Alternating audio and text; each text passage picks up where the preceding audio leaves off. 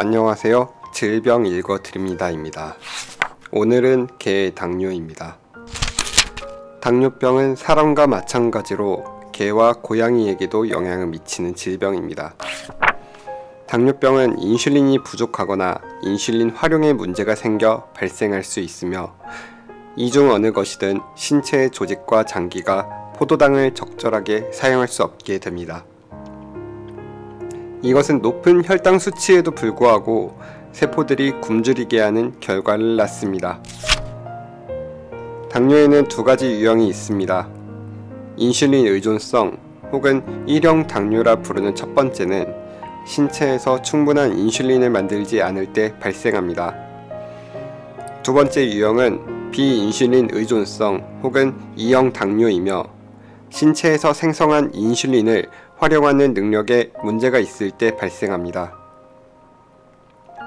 두 번째 유형은 고양이와 사람에서 중요하지만 개에서는 매우 드뭅니다. 당뇨를 가진 거의 모든 개들은 인슐린을 생성해야 하는 췌장의 세포가 고장난 인슐린 의존성 당뇨를 가지고 있습니다. 고양이나 사람에서의 2형 당뇨가 완화될 수 있는 것과는 달리 개의 당뇨는 거의 항상 평생 동안 인슐린 처치를 필요로 하게 됩니다. 당뇨병은 개에서 가장 흔한 내분비 질환 중 하나입니다. 보통 중년 이상부터 나타나며 어떠한 품종에서도 나타날 수 있지만 미니핀, 푸들, 닥스훈트, 미니어처 슈나우저, 비글 등의 특정 품종에서 더 흔하므로 유전적 요인이 있다고 보고 있습니다. 유전적 요인이나 면역 매개성의 내분비 췌장 세포 파괴가 당뇨에서 중요한 역할을 하고 있다 보지만 개에서 당뇨의 원인은 좀처럼 밝혀지지 않았습니다. 췌장암, 감염과 같은 다른 질환들이 당뇨를 촉진시킬 수 있습니다. 수술적으로 중성화하지 않은 일부 암컷 개들은 임신 중이나 호르몬 문제 때문에 당뇨가 나타날 수 있습니다. 이것은 출산 혹은 중성화 후에 개선되기도 합니다. 대부분의 당뇨 환자들은 처음에는 증상이 경미합니다.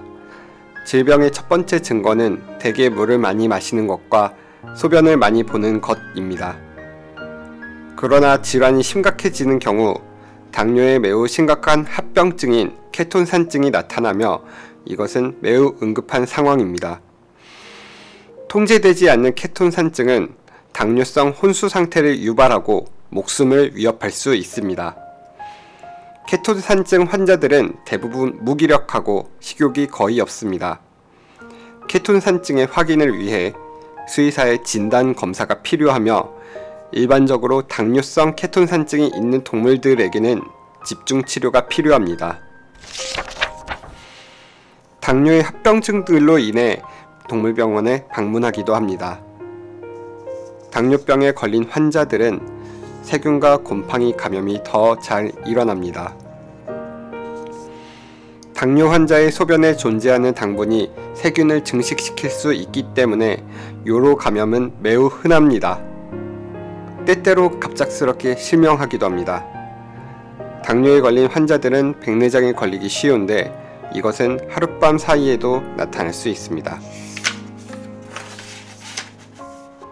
당뇨의 증상은 환자마다 다를 수 있으며 다른 질환들에서의 증상과 유사할 수 있습니다. 가장 흔한 초기 증상은 물을 많이 마시고 소변을 많이 보고 밥을 많이 먹고 살이 빠지는 것입니다. 질병이 진행되는 후반에는 둔해지고 구토가 나타나기도 합니다. 개들은 또한 시력이 떨어지고 눈이 하얗거나 흐리게 변하기도 합니다.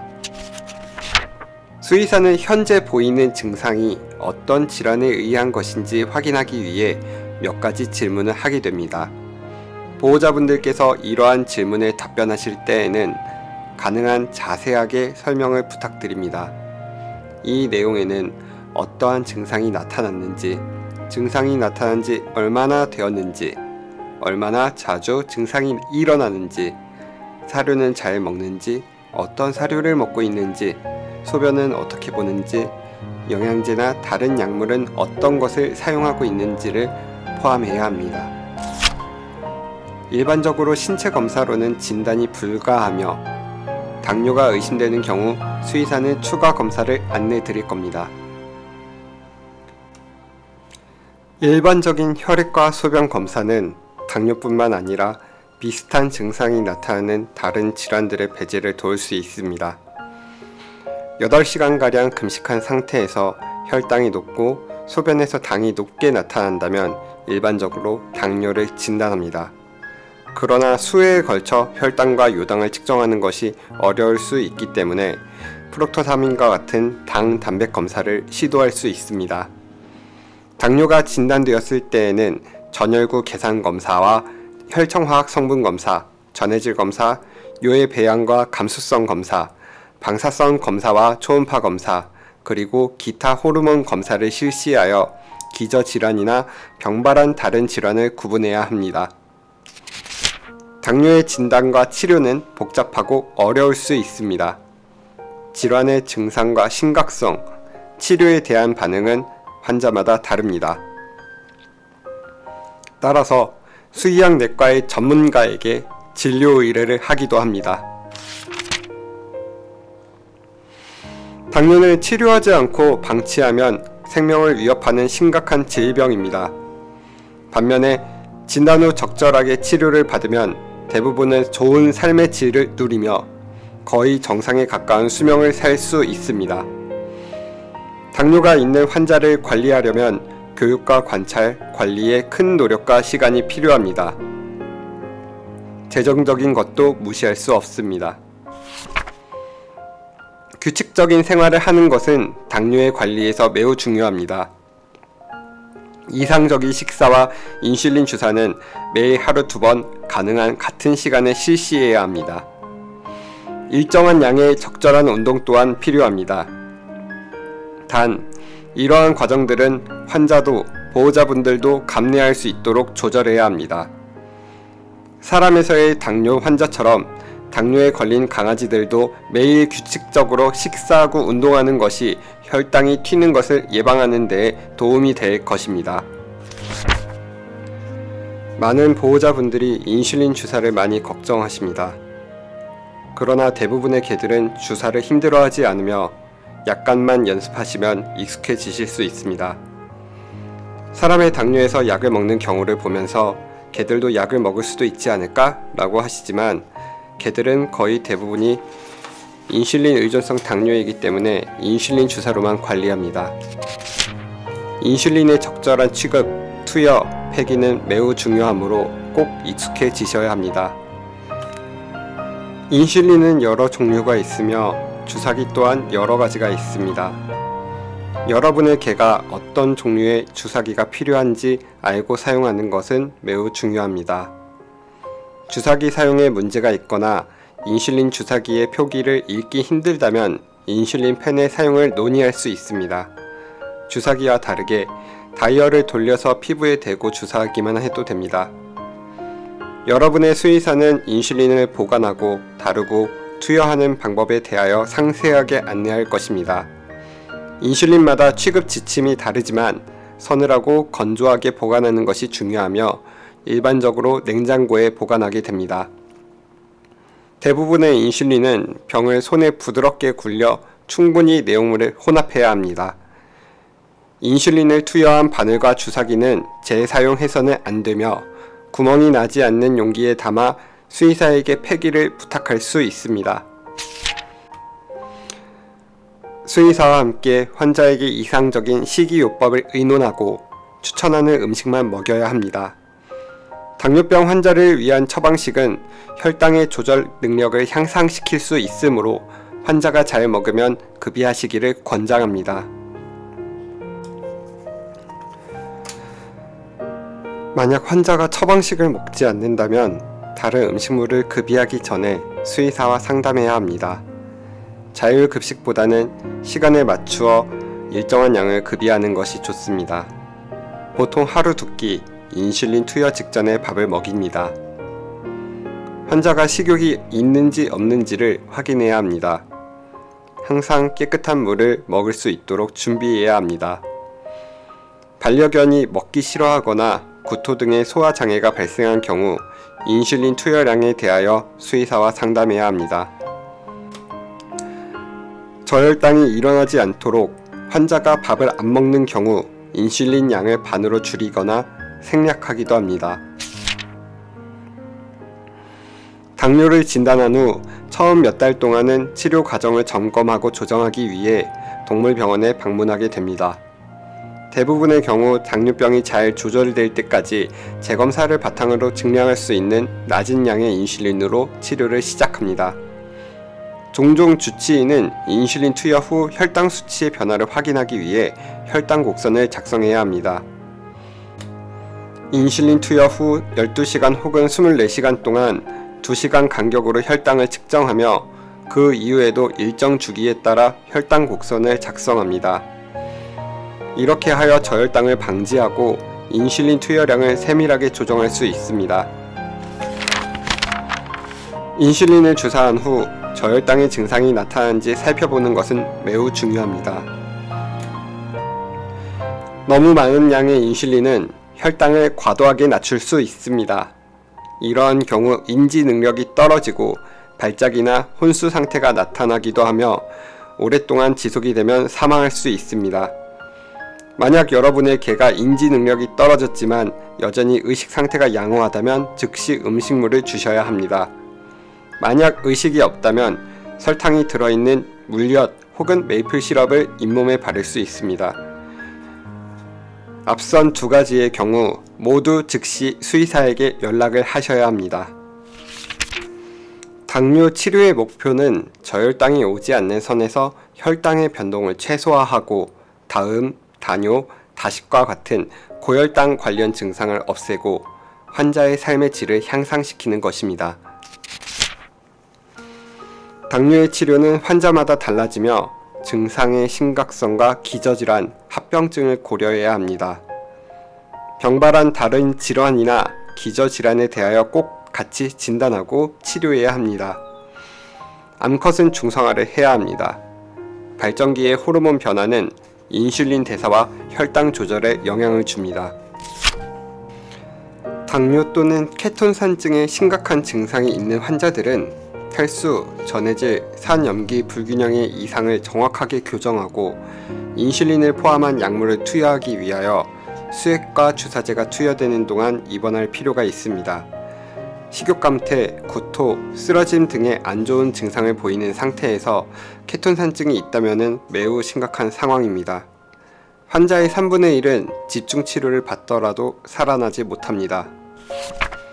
다행히 당뇨를 가진 대부분의 환자들은 집에서 인슐린 치료를 받을 수 있고 보호자가 환자에게 시간과 노력을 투자할 여력이 있다면 잘 관리할 수 있습니다. 보호자들은 매일 식사 시간 이후 피부 밑에 소량의 인슐린 주사를 시행하게 됩니다. 인슐린은 효과 및 강도, 길이에 따라 유형이 달라지며 당신의 수의사는 환자에게 가장 적절한 인슐린을 추천할 것입니다. 식이와 체중 조절은 당뇨의 적절한 관리를 위해 필수적입니다. 단당류가 들어간 음식물은 혈당을 급격히 올리므로 피해야 합니다. 적절한 양의 복합 탄수화물을 포함한 음식물은 천천히 분해되고 흡수되기 때문에 환자를 위해 더 좋습니다. 식이섬유는 탄수화물을 천천히 흡수하게 하고 배고픔을 줄일 수 있어서 아주 중요한 성분입니다. 당뇨 환자의 식이 관리를 위한 여러 가지의 처방식이 제품으로 나와 있습니다.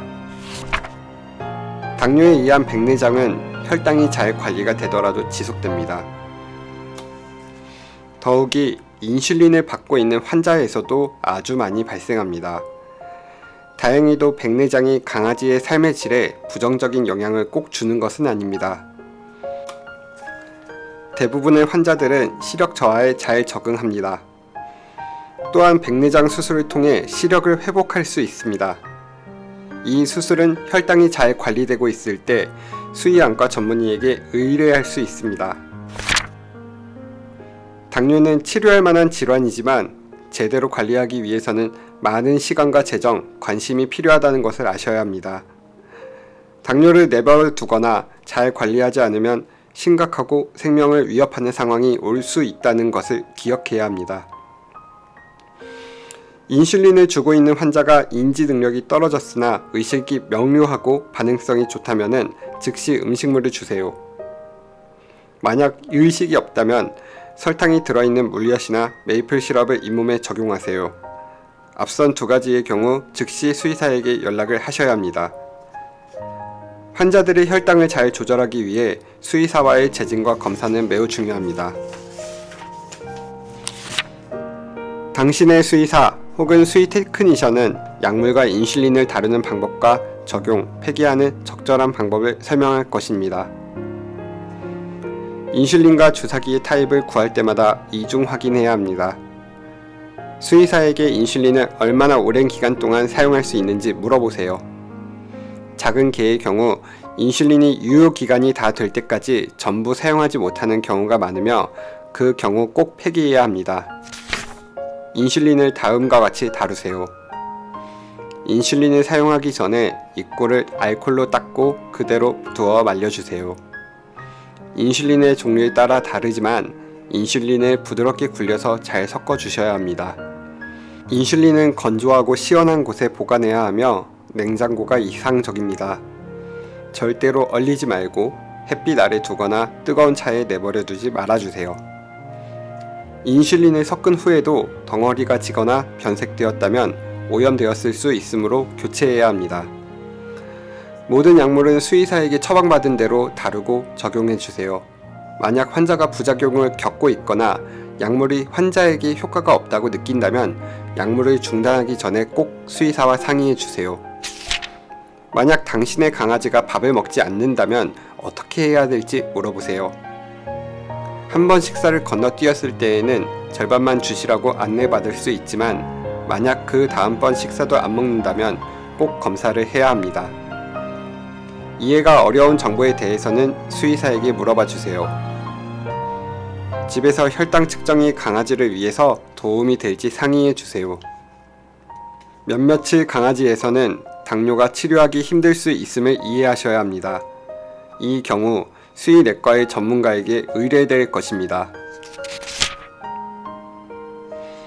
조기 진단과 치료가 당신의 아이의 삶의 질을 보호하고 심각하고 생명을 위협하는 합병증으로의 발전을 막을 수 있기 때문에 증상을 보인다면 수의사에게 방문하는 것을 미루지 말아주세요.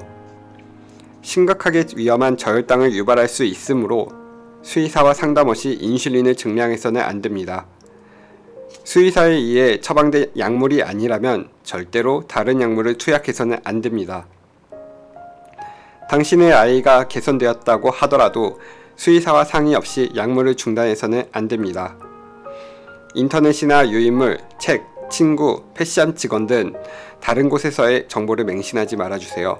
항상 해당 정보에 대하여 수의사와 상의하셔야 합니다. 주사기나 바늘을 재사용하거나 쓰레기통에 버리지 말아주세요. 구멍이 나지 않는 튼튼한 용기를 준비하여 수의사에게 폐기를 의뢰해주세요. 환자의 증상이 바뀌고 나빠지고 새로운 증상이 나타났을 때, 처방한 약물을 주지 못하시거나 약물의 보충이 필요하실 때, 환자의 치료 계획과 현재 상태에 대하여 궁금하신 것이 있을 때 이러한 경우 연락을 취하셔야 합니다. 혈당 조절 능력이 떨어지거나 추가적인 문제가 발생할 수 있는 증상이 나타나는 경우 수의사에게 즉시 재방문해야 합니다. 식욕의 변화, 체중 감량, 활동량 감소, 피모 악화, 숨거나 공격성 등의 행동 변화가 나타나는지 살펴보세요. 당뇨가 악화되거나 지속되는 경우 갈증이 심해질 수 있습니다. 이런 경우 환자가 수도꼭지, 욕조, 웅덩이 등 기존의 물그릇이 아닌 다른 곳의 물을 마실 수도 있습니다. 또한 소변을 자주 보게 되어 집안에서 실수를 하거나 자꾸 밖으로 나가자고 보챌 수 있습니다. 구토, 기력 저하, 시력 저하, 눈의 변화가 나타나기도 합니다. 당뇨에 걸린 개의 인슐린 적정량은 시간이 지나면서 변할 수 있습니다. 혈당을 모니터링하고 새로운 문제를 확인하고 치료하며 약물을 조절하기 위해 권장되는 모든 후속 진료와 실험실 검사를 수의사와 함께 하는 것이 매우 중요합니다.